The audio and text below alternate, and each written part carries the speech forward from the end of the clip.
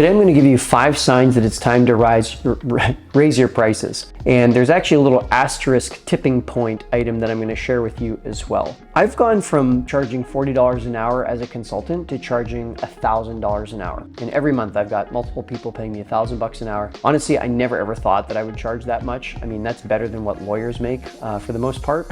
It's a higher hourly rate certainly than doctors make. And for a guy who never made it through business school and was actually rejected 3 times from business school, I think it's kind of remarkable. So I'm actually pretty proud of it. And what I'm even more proud of is that the difference that I know how to make in businesses is worth $1,000 an hour. It's not some hocus pocus, hallucination here that I'm charging $1,000 an hour. I have a great track record and I've helped companies make literally millions upon millions upon millions of dollars. So I thought $1,000 an hour is definitely justified. So here's 5 signs that you might be ready to take your hourly rate up, or your packages to become more expensive, or maybe your products need to become more expensive as well. So the first of the 5 signs, do you have happy customers? So we measure customer satisfaction with something called Net Promoter Score, or NPS. If you don't know what that is, I highly recommend you look it up here on YouTube, check that out. If I consistently see that my customers are absolutely thrilled, like we've got an NPS of 80, 85, 90, 95, we've even had NPS at 100 for weeks on end over in my business grade assistant, that is a really, really good first sign that you're on your way to increasing your prices. And I don't mean customers who are happy at the time that they purchase. I mean customers who are happy 30 days after they've purchased, 60 days, 90 days.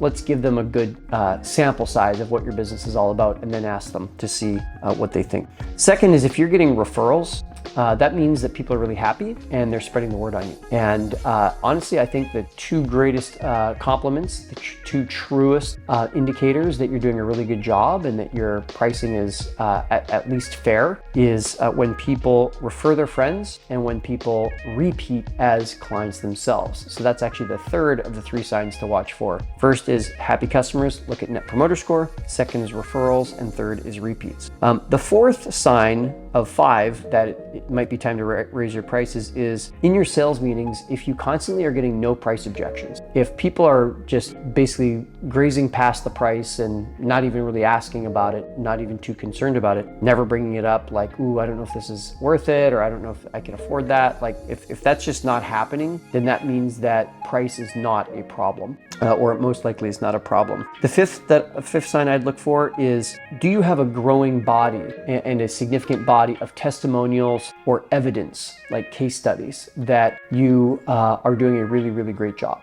We have over 600 clients at Great Assistant, and many of them have multiple assistants. Some actually have had up to 7 assistants from us. And on top of that, a handful of our clients have actually made it to the Inc. 5000 list, one of the maybe more exciting awards that entrepreneurs strive for here in America. And they'll tell you that they couldn't have done it had they not had a great assistant or 2 or 3 or 5 or 7 from us to help their top performers in their business to play at their highest possible level. So in my story there, I just said 600 clients, Inc. 5000 list, multiple clients have multiple assistants. And if you're to go to our website, greatassistant.com, you would see just like tons, like dozens of testimonials. And in fact, in the top right corner, you can even click success stories. And there's like another dozen success stories there that you can click on any of them. And it's got this long, not long, but like a good-sized story about each of these client case studies, from psychologists to coaches to consultants to marketing agencies who've all used our service over at greatassistant.com. So with happy customers, lots of referrals coming in, lots of repeat business, no price objections, and lots of evidence, including testimonials from customers, if all 5 of those signs are true for you, it's probably time to be thinking about raising your price. Now, I'm going to guess this is the little asterisk, the bonus I told you that I would share, that you're probably still going to feel a little bit resistant. And for that, I'd like to tell you about the first time that I went shopping with a stylist. So this gentleman, Travis, he actually modeled in GQ, really fashionable guy. He's a men's stylist. Came by my apartment here in Austin. We did a quick audit of my closet. He took me shopping to an area on the edge of Austin called The Domain. So we're at The Domain. It's kind of the shopping area. And we parked the car, and he puts the car into park, and he looks at me and he says, hey, we have to have a quick chat before we go into the first store. And I said, oh, okay, what's up? He says, Tim, Tim, I promise you on the shopping trip that you are going to feel uncomfortable. And I looked at him and I said, well, isn't that reassuring? So he then said, you need to understand though that the discomfort can come from different sources. When you feel uncomfortable, you need to ask yourself, am I uncomfortable because this is unworkable? i.e., this isn't my style, this isn't, or this style doesn't work for me, it's not my skin tone, it's not my face shape or body shape. It's not workable because it actually it just isn't a fit for me. Or option two, am I uncomfortable because this is simply unfamiliar, something I haven't done before? So quick recap, I'm gonna feel uncomfortable, but it's not necessarily that it's unworkable, it might just be that it's unfamiliar. And wouldn't you know it, we go to the very first store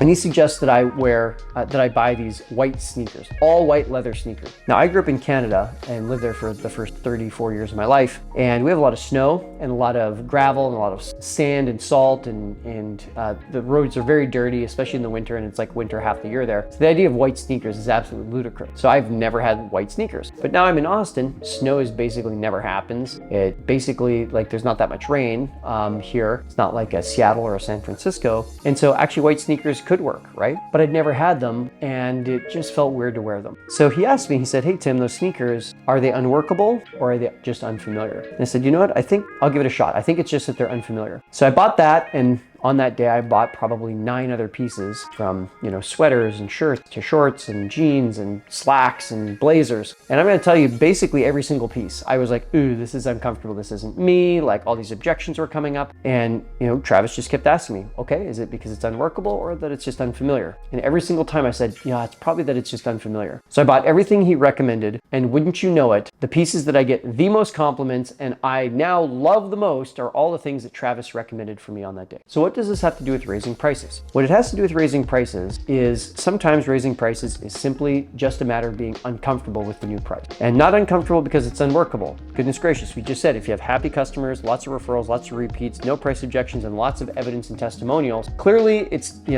not an unworkable situation to be increasing prices. You have all this evidence saying that your people are really happy and they probably would accept the price change. And so increasing your price at that point is not a matter of whether you've earned a higher price or not. Most likely, if you're uncomfortable, it's just that you're unfamiliar. And I'm going to tell you that when I increased my rates from $40 to $50 an hour, it felt like I was going to implode. I was so nervous to ask for the extra money from the client. And then I got used to it, and it's just normal then for me to ask for $50 an hour. Same thing when I went to $100 an hour, and then $250 and $500. I was like, ugh. Oh my God, $500 an hour, that seems like an absolute mint to be asking for. But then I got used to that. And then now I graduated to $1,000 an hour. And to me, I think that that's no small amount of money. And if someone's gonna pay that, I really take that very, very seriously. It's not a flippant matter to me that someone's gonna spend $1,000 an hour with me.